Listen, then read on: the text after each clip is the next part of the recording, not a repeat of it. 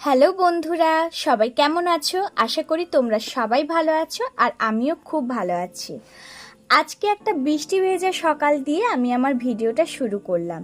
আর আজ হচ্ছে রাখি পূর্ণিমা, একটা বিশেষ দিন। তাই সবাইকে জানাই রাখি পূর্ণিমার অনেক শুভেচ্ছা আর অনেক অনেক ভালোবাসা।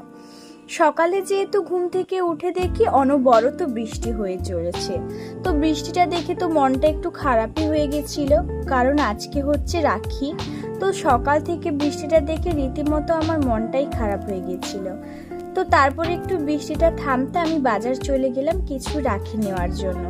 রাখিগুলো নিয়ে এসে ডিসাইড করতে বসলাম কোনটা কাকে পরানো যায়, একটা ভাইকে আর একটা দাদাকে আর একটা আমার পুচকু সোনাকে। আমার পুচকু সোনার রাখিটা দেখো কতটা কিউট হয়েছে, তো আমি ওকে ওটাই পরাবো। তারপর আমি স্নান করতে চলে গেলাম। স্নান করে এসে আমার হরি ঠাকুরকে রাখি পরানোর জন্য তোড়জোড় শুরু করে দিলাম, কারণ আমি মনে করি কোনো শুভ কাজ করার আগে ভগবানকে ডেকেই করা উচিত, যাতে ভগবান আমাদের সবাইয়ের মঙ্গল করে আর সবাইকে খুব খুব ভালো রাখে। তো সেই জন্যই আমি আমার হরি ঠাকুরকে প্রথমে রাখিটা বেঁধিয়ে দিলাম ভাইয়ের মঙ্গল কামনা করে। তারপর ভাইকে ফোন করে ডাকলাম আমার বাড়িতে।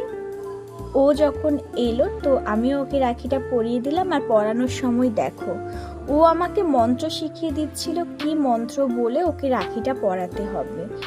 আমি ওকে ওরই নিয়মে রাখিটা পরিয়ে দিলাম, ওর মতো করে মন্ত্র পড়ে পড়ে ওকে রাখিটা পরিয়ে দিলাম, যাতে ওর মঙ্গল হয়, ও যেন খুব ভালো থাকে। তারপর ওকে মিষ্টি খাওয়াতে গিয়ে দেখি ও এত বড় একটা হাঁ কেড়ে নিয়ে বসে আছে মিষ্টিটা খাবে বলে। কি লোভী দেখেছো? আর এদিকে আমার পুচকু সোনার কাণ্ড দেখো, রাখি পরাতে গিয়ে দেখি ও আবার চকলেট খেতেই ব্যস্ত। ওর রাখি পরার দিকে কোনো মনই নেই, ও শুধু চকলেটই খাবে। তারপর আমার বোন পরিয়ে দিল আমার ভাইকে রাখি। তো আজকের দিনটা আমরা এইভাবেই সেলিব্রেট করলাম। তোমরা অবশ্যই জানিও আমাদের ভিডিওটা কেমন হয়েছে। যদি ভালো লাগে অবশ্যই একটা লাইক, কমেন্ট, শেয়ার, সাবস্ক্রাইব করে দিও। দেখা হচ্ছে একটা খুব তাড়াতাড়ি নেক্সট ব্লগে। সবাই ভালো থেকো আর সুস্থ থেকো। টাটা।